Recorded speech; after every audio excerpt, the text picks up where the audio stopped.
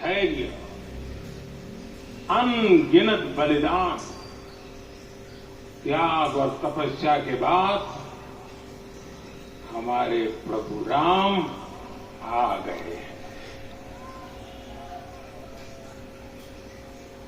इस शुभ घड़ी की आप सभी को, समस्त देशवासियों को बहुत बहुत बधाई। मैं अभी गर्भगृह में ईश्वरीय चेतना का साक्षी बनकर आपके सामने उपस्थित हुआ। कितना कुछ कहने को है, लेकिन कंठ अवरुद्ध है। मेरा शरीर अभी भी स्पंदित है, चित्त अभी भी उस पल में लीन है। रामलला,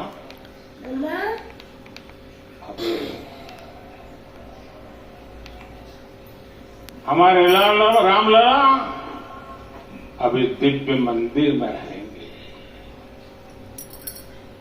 मेरा पक्का विश्वास है, अपार श्रद्धा है कि जो घटित हुआ है इसकी अनुभूति देश के, विश्व के कोने कोने में राम भक्तों को हो रही होगी। ये क्षण अलौकिक है। ये पल, ये वातावरण, ये ऊर्जा, ये घड़ी प्रभु श्री राम का हम सब पर आशीर्वाद है। 22 जनवरी 2024 का ये सूरज अद्भुत आभा लेकर आया है। 22 जनवरी 2024 ये कैलेंडर पर लिखी एक तारीख नहीं, ये एक नए काल चक्र का उद्गम है।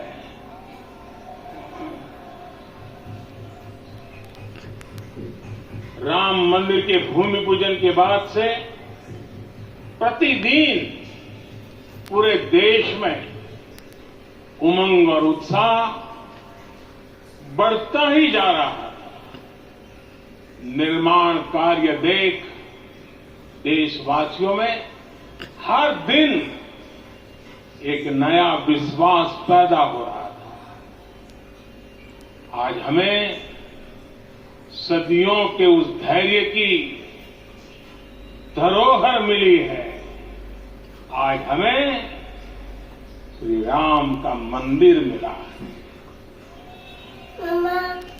कर उठ खड़ा हो राष्ट्र, अतीत के हर दंश से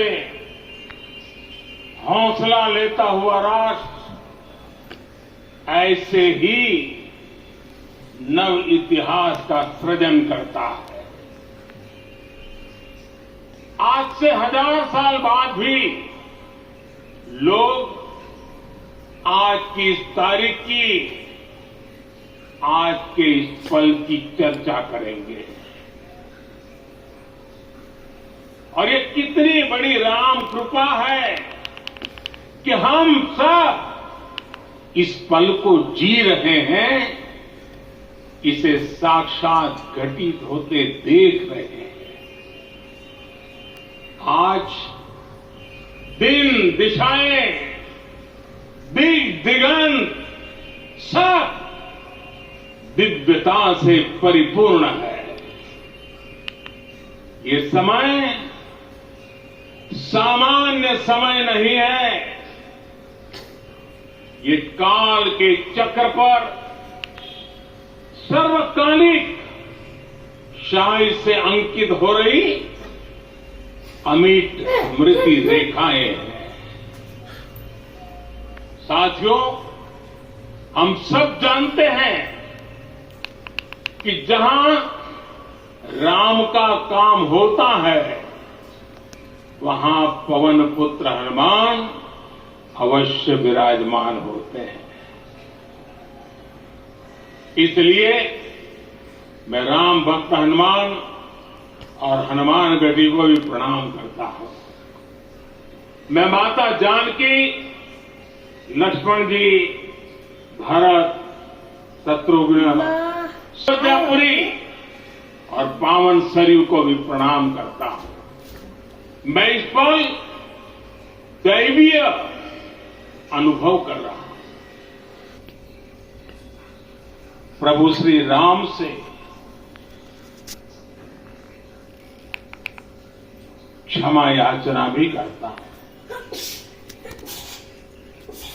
हमारे पुरुषार्थ, हमारे त्याग, तपस्या में कुछ तो कमी रह गई होगी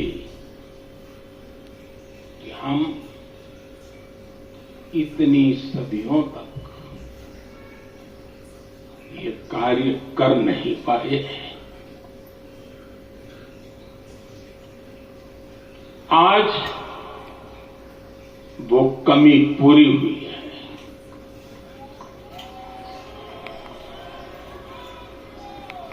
मुझे विश्वास है प्रभु राम आज हमें अवश्य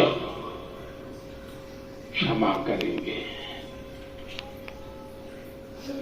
मेरे प्यारे देशवासियों, त्रेता में राम आगमन पर पूज्य संत तुलसीदास जी ने लिखा है, प्रभु बिलो की हर्षे पुरवासी,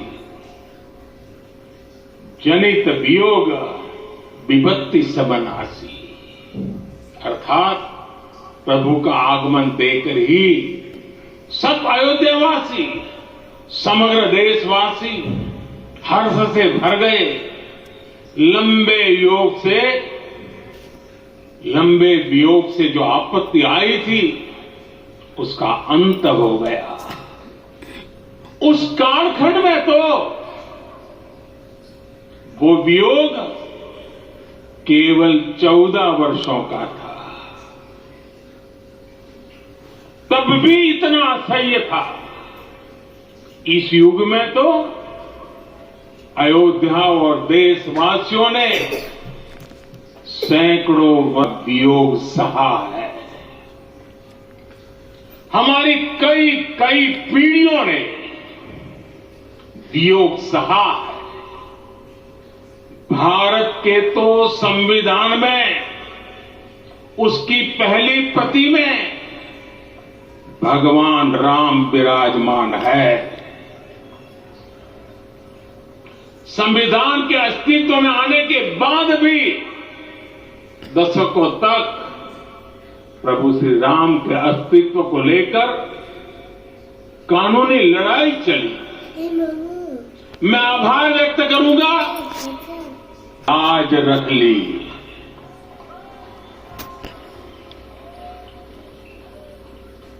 न्याय के पर्याय प्रभु राम का मंदिर भी न्यायबद्ध तरीके से ही बना। साथियों, आज गांव-गांव में एक साथ कीर्तन संकीर्तन हो रहे हैं।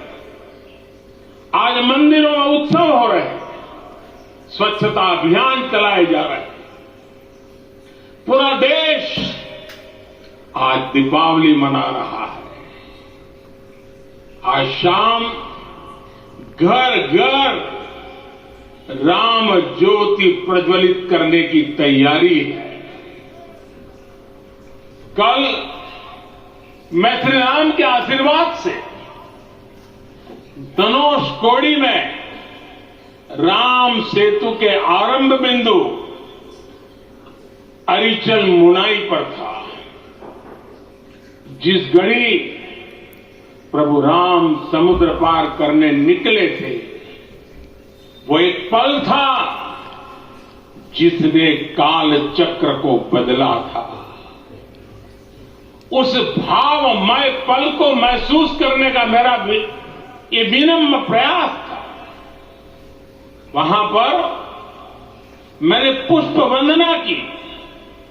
वहां मेरे भीतर एक विश्वास जगा कि जैसे उस समय काल चक्र बदला था, उसी तरह अब काल चक्र फिर बदलेगा और शुभ दिशा में बढ़ेगा। श्री रामनाथ स्वामी मंदिर हो या फिर धनुषकोडी, मेरा सौभाग्य है कि इसी पुनीत पवित्र भाव के साथ मुझे सागर से सरयू तक की यात्रा का अवसर मिला। सागर से सरयू तक हर जगह राम नाम का वही उत्सव भाव छाया हुआ है। प्रभु राम तो भारत की आत्मा के कण कण से जुड़े हुए हैं। राम भारतवासियों के अंतर मन में विराजे हुए हैं। हम भारत में कहीं भी किसी की अंतरात्मा को छुएंगे तो इस एकत्व की अनुभूति होगी और यही भाव सब जगह मिलेगा। इससे उत्कृष्ट, इससे अधिक देश को समायोजित करने वाला सूत्र और क्या हो सकता है।